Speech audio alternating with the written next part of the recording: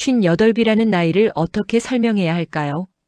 젊다고 하기엔 너무 많이 살았고 늙었다고 하기엔 아직 할 일이 남아있는 나이. 그 경계 어딘가에 서서 이 여자는 자신이 충분히 잘 살아왔다고 믿었습니다. 그때까지는 남편은 지역에서 이름을 알리는 건설업자였습니다. 규모가 대단한 것도 아니었지만 신뢰라는 두 글자로 수십 년을 버텨온 사람이었습니다. 동네 사람들은 그를 볼 때마다 믿음직하다고 했습니다. 그리고 그 믿음의 절반쯤은 옆에 선 아내에게도 향했습니다. 이 여자는 그 시선이 싫지 않았습니다. 아니, 솔직히 말하면 좋았습니다. 아들은 유학을 준비하고 있었습니다. 제 자식이지만 똑똑하다 싶었고 그 자랑스러움이 가끔은 위로가 됐습니다. 힘든 날에도 지친 날에도 이 정도면 잘 살고 있는 것이라고 스스로를 다독이게 해주는 근거 같은 것이었습니다. 그리고 요양센터. 이 여자가 제 손으로 일군 공간이었습니다. 거동이 불편한 어르신들이 드나들고 낮이면 웃음소리가 들리고 저녁이면 조용히 불이 꺼지는 곳. 작지만 단단한 이 여자의 세계였습니다. 동네 사람들은 이따금 말했습니다. 언니는 복도 많아. 그 말이 얼마나 달콤했는지 그때의 이 여자는 몰랐습니다. 달콤한 것일수록 삼킨 뒤에야 그 맛의 정체를 알게 된다는 걸. 결혼 32주년 기념 파티가 열리던 날이었습니다. 오랜 지인들이 테이블을 채웠고 와인 잔이 부딪히는 소리와 웃음이 섞였습니다. 이 여자는 남편의 양복을 정리하다가 멈췄습니다. 낯선 향기였습니다. 묵직하고 달큰한 자신이 한 번도 쓴 적 없는 향수의 냄새. 그 순간 가슴속 어딘가가 미세하게 흔들렸지만 이 여자는 스스로를 다잡았습니다. 사소한 오해일 거라고. 거래처 자리에서 묻어온 것일 거라고. 32년을 함께 산 사람을 의심하는 건 어딘가 어리석은 일처럼 느껴졌습니다. 그런데 며칠이 지나지 않아 그 향기를 다시 맡게 됐습니다. 자신의 집 소파에 앉아있던 여자에게서. 낯선 얼굴이 아니었습니다. 바로 며칠 전 이 여자가 운영하는 요양센터에 새로 들어온 사회복지사였습니다. 환하게 웃으며 인사를 건네던 그 여자가 이 여자의 집 소파에 앉아 있었습니다. 그 장면이 무엇을 의미하는지 이 여자는 직감적으로 알았습니다. 그러나 그날 이 여자가 아직 알지 못했던 게 있었습니다. 그 여자가 이 집 소파에 앉아 있다는 사실보다 훨씬 깊은 곳까지 이미 들어와 있다는 것을. 그리고 배신이란 것이 한 사람에게서 오는 게 아닐 수도 있다는 것을. 사람은 이미 알고 있으면서도 모르는 척을 선택할 때가 있습니다. 그것이 비겁해서가 아닙니다. 알아버리는 순간 되돌릴 수 없다는 걸 몸이 먼저 감지하기 때문입니다. 이 여자도 그랬습니다. 소파 위에 그 여자를 보던 날 밤 이 여자는 아무것도 묻지 않았습니다. 밥을 차리고 설거지를 하고 불을 껐습니다. 평소와 똑같이. 그런데 잠은 오지 않았습니다. 다음 날 그 여자는 여전히 센터에 출근해 있었습니다. 환자 어르신들 곁에서 웃으며 손을 잡아드리고 보호자들에게 살갑게 말을 건네는 모습이었습니다. 누가 봐도 성실하고 따뜻한 사람처럼 보였습니다. 이 여자는 그 모습을 멀리서 바라보았습니다. 마음속에서 무언가가 서서히 굳어가는 느낌이었습니다. 그날 오후였습니다. 그 여자가 복도에서 이 여자의 어깨를 가볍게 잡으며 말했습니다. 사모님, 요즘 힘들어 보이세요. 다정한 목소리였습니다. 눈빛도 걱정스러운 것처럼 보였습니다. 이 여자는 그 손길을 뿌리치지 못했습니다. 위로라고 생각하고 싶었을 겁니다. 아직은 그렇게 믿고 싶었을 테니까요. 그 밤 남편은 또 늦게 들어왔습니다.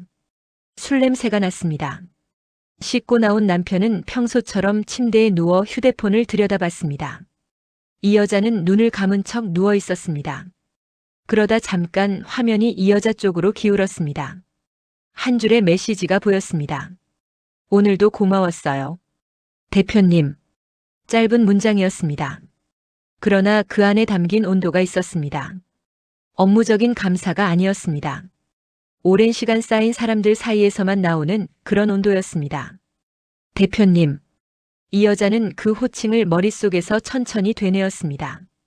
남편을 그렇게 부르는 사람은 거래처 관계자이거나 아니면 그보다 훨씬 가까운 사람이거나. 이 여자는 이미 알고 있었습니다. 어느 쪽인지를. 그 순간 깨달은 것이 있었습니다. 단순한 외도라면 이 정도로 아프지 않았을 겁니다. 바깥에서 벌어진 일은 바깥에서 끝낼 수 있습니다. 그런데 이 두 사람은 달랐습니다.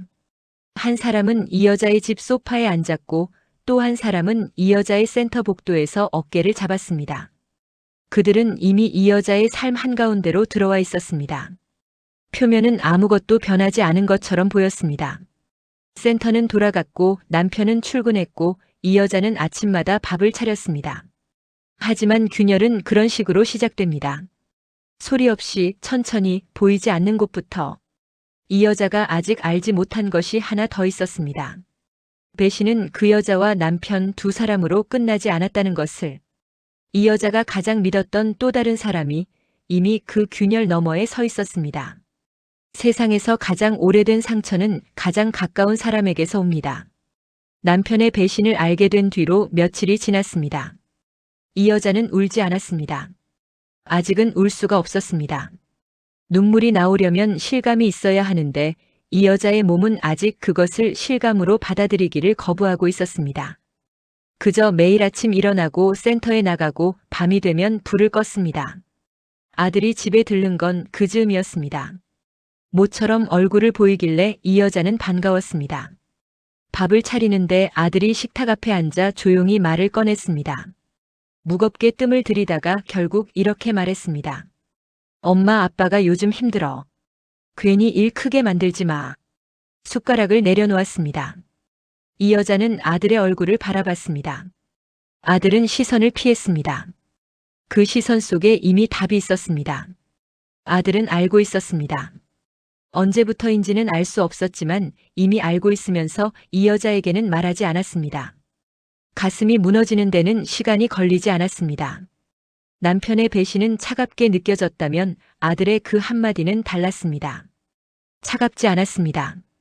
오히려 뜨거웠습니다. 살을 태우듯이. 이 여자는 밥상을 치우며 조용히 생각했습니다. 아들이 왜 그 말을 했는지를. 단순히 아버지 편을 든 것인지 아니면 다른 이유가 있는 것인지를. 다른 이유가 있었습니다. 이 여자가 조심스럽게 센터 자금 내역을 들여다보기 시작한 건 그 무렵이었습니다. 오래 들여다보지 않아도 이상한 흔적이 보였습니다. 크지 않은 금액들이 오랜 시간에 걸쳐 조금씩 그러나 꾸준히 빠져나가고 있었습니다. 흘러간 곳을 따라가 보니 남편이 최근 준비 중이라는 실버타운 사업으로 이어졌습니다. 새로운 사업이라고는 했지만 그 사업의 곁에는 그 여자가 있었습니다. 남편과 그 여자는 이미 함께 사업을 설계하고 있었고 그 자금의 일부가 이 여자의 센터에서 나오고 있었습니다. 이 여자가 일군 것으로 이 여자를 지우려 하고 있었습니다. 아들은 그것을 알면서도 입을 다물었습니다. 어쩌면 사업에 얽혀 있었는지도 몰랐습니다. 어쩌면 그저 모른 척을 선택한 것인지도. 이 여자는 어느 쪽이든 더 확인하고 싶지 않았습니다. 확인하는 순간 남은 것마저 잃을 것 같았으니까요. 배신이란 건 한 사람에게서 오는 게 아니었습니다. 남편도 그 여자도 아들도. 저마다 다른 방식으로 이 여자의 자리를 조금씩 지워가고 있었습니다. 소리 없이 그러나 분명하게. 이 여자는 그날 밤 센터 서류들을 꺼내 책상 위에 펼쳐놓았습니다. 계약서, 통장 내역, 명의 서류들. 하나하나 손으로 짚어가며 천천히 읽었습니다. 그리고 한 가지를 확인했습니다. 아직 늦지 않았을 수도 있다는 것을. 그러나 그것이 무엇을 의미하는지, 이 여자가 어떤 결심을 내리게 되는지는 아직 이 여자 자신도 몰랐습니다. 무너진 사람과 무너진 척하는 사람은 다릅니다. 겉으로 보이는 모습은 같습니다. 말수가 줄고 밥을 잘 먹지 못하고 밤에 잠을 이루지 못합니다. 그러나 그 안에서 일어나는 일은 전혀 다릅니다. 하나는 바닥으로 가라앉고 다른 하나는 바닥을 딛고 일어설 준비를 합니다. 이 여자는 후자였습니다. 그때까지는 자신도 몰랐지만 며칠을 두고 잠을 설쳤습니다. 새벽 2시, 3시. 창밖은 조용한데 머릿속은 조용하지 않았습니다. 그러나 이 여자가 그 시간 동안 한 일은 울음이 아니었습니다. 서류를 읽었습니다. 숫자를 들여다봤습니다. 계약서 한 줄 한 줄을 손가락으로 짚으며 이 여자의 이름이 어디에 적혀 있는지를 확인했습니다. 다행이었습니다. 아직은 센터 명의는 이 여자의 이름이었습니다. 설립 당시부터 그랬습니다. 남편은 초기 자금 일부를 댔지만 운영권과 소유권은 처음부터 이 여자에게 있었습니다.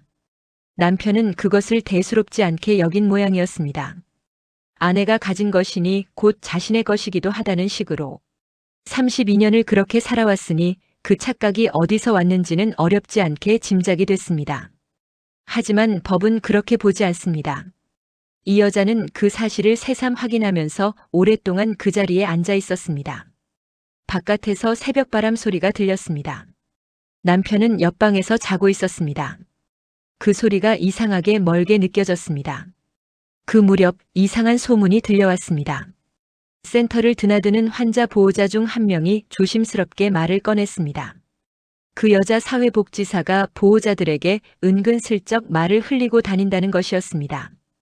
곧 센터가 바뀔 수도 있다고, 운영진이 달라질 수 있다고.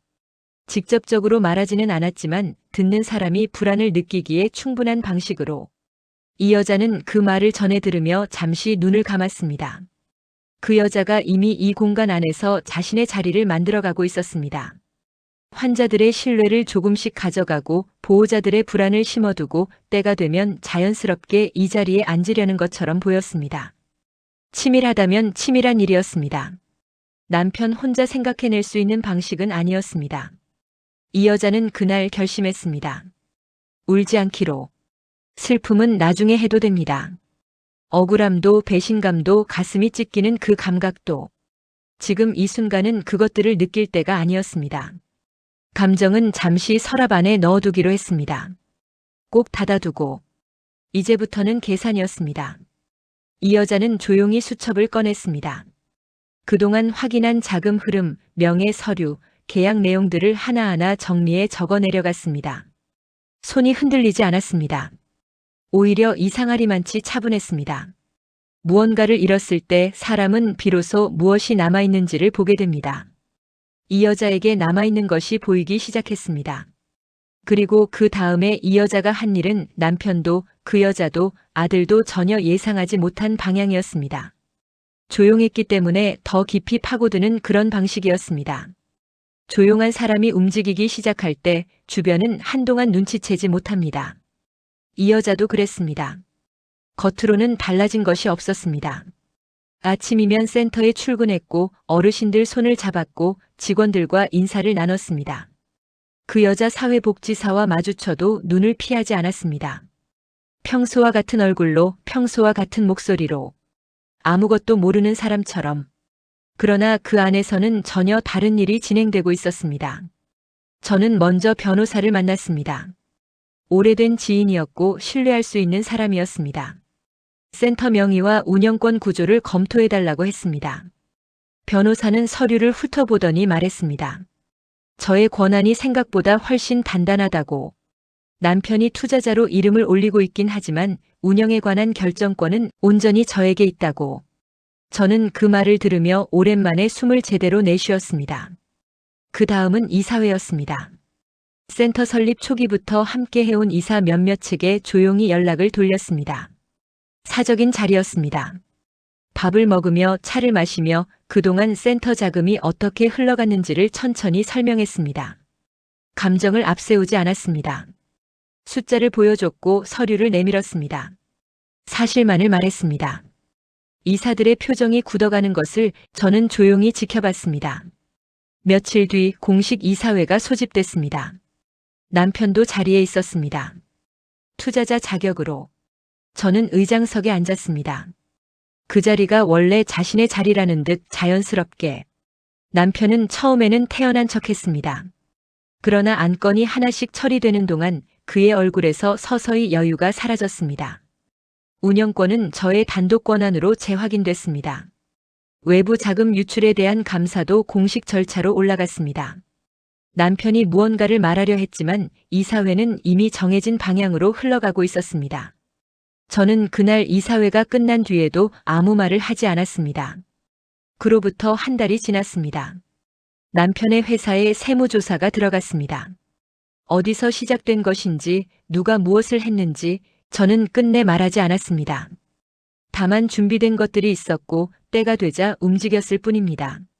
세상에는 직접 하지 않아도 되는 일들이 있습니다. 사실이 사실로 제자리를 찾아가도록 두는 것만으로 충분할 때가 있습니다. 남편이 집으로 돌아온 건 조사가 시작되고 며칠 뒤였습니다. 현관문이 열리는 소리가 거칠었습니다. 저는 거실에 앉아 차를 마시고 있었습니다. 남편은 들어서자마자 소리를 높였습니다. 당신이 한 거야? 저는 찻잔을 내려놓았습니다. 그리고 처음으로 웃었습니다. 오랜만에 짓는 웃음이었는데 어색하지 않았습니다. 아니, 당신이 한 선택의 결과야. 남편은 아무 말도 하지 못했습니다. 이 여자의 눈빛이 낯설었기 때문인지도 몰랐습니다. 32년을 살았지만 그 눈빛은 처음 보는 것이었습니다. 무너진 줄 알았던 여자가 이미 무너진 쪽은 자신이었음을 남편이 깨닫기 시작하는 순간이었습니다. 그러나 제가 준비한 것은 아직 끝나지 않았습니다. 남편과 그 여자가 공들여 준비해온 마지막 자리가 남아 있었습니다. 그리고 그 자리에서 이 여자가 없는 곳에서 무슨 일이 벌어지는지를 이 여자는 이미 알고 있었습니다. 어떤 무대는 막이 오르기 전부터 이미 끝나 있습니다. 남편과 그 여자가 준비한 실버타운 설명회는 지역 호텔 연회장에서 열렸습니다. 반듯하게 차려진 테이블, 깔끔하게 인쇄된 사업 안내문, 정장을 갖춰 입은 두 사람. 겉으로 보기엔 그럴듯한 자리였습니다. 투자자들을 불러 모아 새로운 실버타운의 청사진을 펼쳐 보이는 그런 자리. 저는 그 자리에 없었습니다. 갈 이유가 없었습니다. 이미 할 일을 마쳤으니까요. 설명회가 시작되고 얼마 지나지 않아 분위기가 달라졌습니다. 투자자들이 질문을 던지기 시작했습니다. 처음에는 사업 구조에 관한 것이었습니다. 그 다음은 자금 출처에 관한 것이었습니다.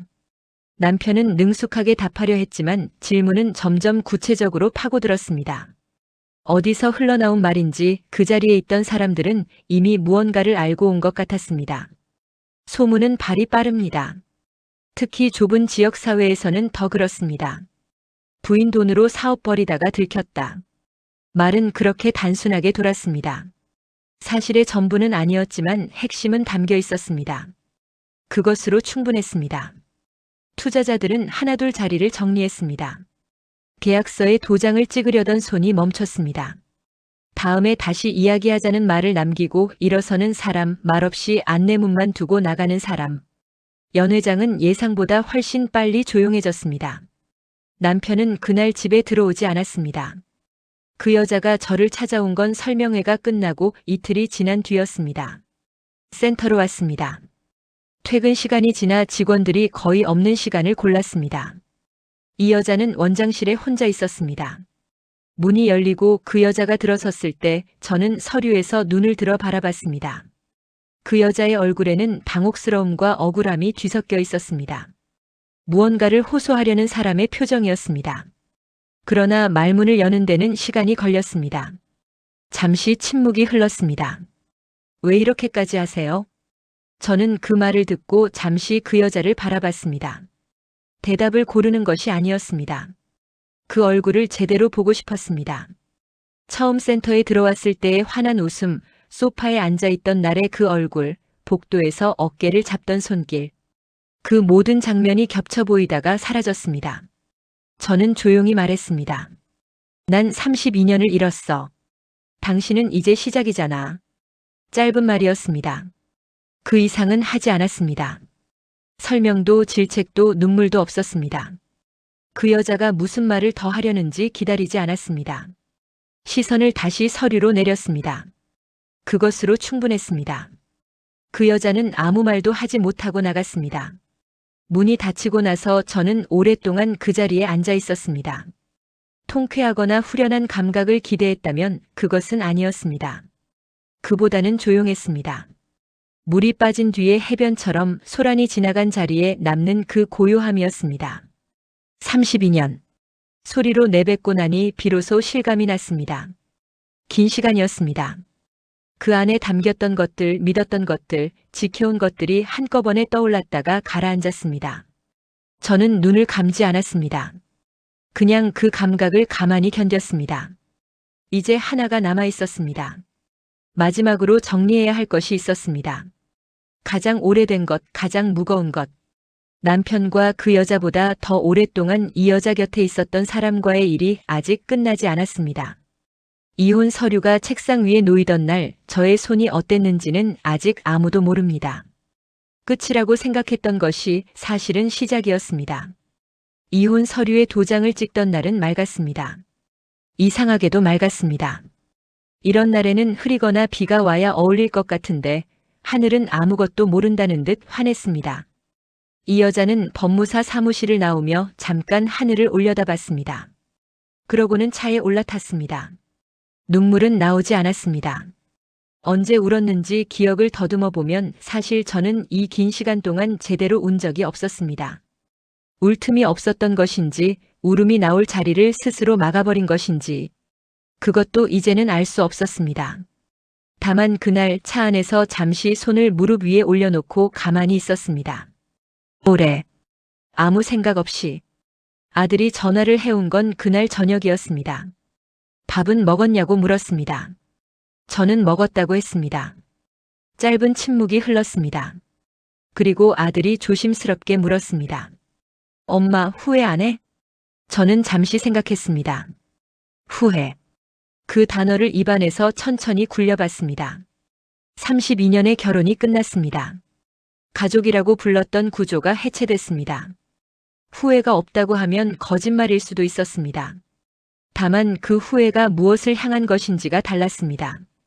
저는 조용히 대답했습니다. 후회는 내 아버지가 해야지. 아들은 그 말에 아무 대꾸도 하지 못했습니다.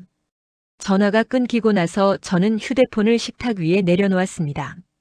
아들에 대한 감정은 아직 정리되지 않았습니다. 그것은 시간이 더 필요한 일이었습니다. 서두르지 않기로 했습니다. 센터는 여전히 돌아가고 있었습니다. 이른 아침이면 어르신들이 하나둘 들어오고 낮이면 웃음소리와 텔레비전 소리가 섞이고 저녁이면 보호자들이 마중을 왔습니다. 저는 그 일상 속에 있었습니다. 달라진 것은 없었습니다. 아니, 달라진 것이 있었습니다. 저의 발걸음이 조금 달랐습니다. 무거운 것을 내려놓은 사람의 걸음이었습니다. 어느 오후 어르신 한 분이 제 손을 꼭 잡았습니다. 원장님, 요즘 얼굴 좋아졌어요. 저는 그 말에 잠깐 멈췄습니다. 얼굴이 좋아졌다는 말이 이렇게 깊이 들릴 줄은 몰랐습니다. 오랫동안 어떤 얼굴을 하고 살았는지를 그 한마디가 역으로 말해주고 있었습니다. 좋아진 게 아니었습니다. 돌아온 것이었습니다. 32년 동안 제 얼굴에는 누군가의 아내라는 표정이 씌워져 있었습니다. 의식하지 못했지만 늘 그랬습니다. 남편의 사업이 잘 되면 함께 환해지고 남편의 기분이 흐리면 함께 조심하는 얼굴. 자신의 것인지 빌려 쓴 것인지 구분되지 않던 표정. 그것이 벗겨지는데 이렇게 오랜 시간이 걸렸습니다. 남편을 잃은 것이 아니었습니다. 정확히는 잃은 것이 있긴 했습니다. 그러나 그보다 많은 것을 되찾았습니다. 자신의 이름, 자신의 공간, 자신의 하루. 아침에 일어나 누구의 눈치도 보지 않고 커피를 끓이는 일. 저녁에 불을 끄기 전 오늘 하루가 어땠는지를 오직 자신에게만 묻는 일. 58배 되찾은 것들이었습니다. 늦었다고 생각할 수도 있었습니다. 그러나 저는 그렇게 생각하지 않았습니다. 사람의 인생에는 다시 시작되는 순간이 있습니다. 그것이 20살에 오는 사람도 있고 58배 오는 사람도 있습니다. 이 여자에게는 지금이 그 순간이었습니다. 센터 마당에 저녁 햇살이 길게 드리웠습니다. 저는 그 빛 속에 잠시 서 있었습니다. 서두르지 않았습니다. 이제는 서두를 이유가 없었습니다. 가야 할 곳도 맞춰야 할 사람도 없었습니다. 오직 제 자신의 속도로, 제 자신의 방향으로. 비로소 자기 인생을 살기 시작한 것이었습니다. 58배 모든 것을 잃은 줄 알았던 여자는 사실 그때부터 자신의 인생을 되찾기 시작했습니다. 32년을 버텼고 배신을 견뎠고 눈물 대신 서류를 들었습니다. 그리고 끝내 자기 얼굴을 되찾았습니다. 늦은 시작이 아니었습니다. 진짜 시작이었습니다. 오늘 이 이야기가 마음 한켠에 닿으셨다면 혼자 간직하지 마시고 소중한 분께 함께 나눠주세요. 살면서 비슷한 아픔을 겪으신 분, 지금 이 순간 무언가를 견디고 계신 분께 이 이야기가 작은 위로가 되길 바랍니다. 구독과 좋아요 한 번씩 눌러주시면 이런 이야기를 계속해서 전해드릴 수 있습니다. 여러분의 응원 하나하나가 사연 읽어주는 밤이 이어지는 힘이 됩니다. 알림 설정도 켜두시면 다음 이야기를 가장 먼저 만나실 수 있습니다. 다음 이야기에서는 또 다른 인생의 굴곡을 함께 걸어가겠습니다. 끝까지 함께 해주셔서 진심으로 감사합니다. 사연 읽어주는 밤이었습니다.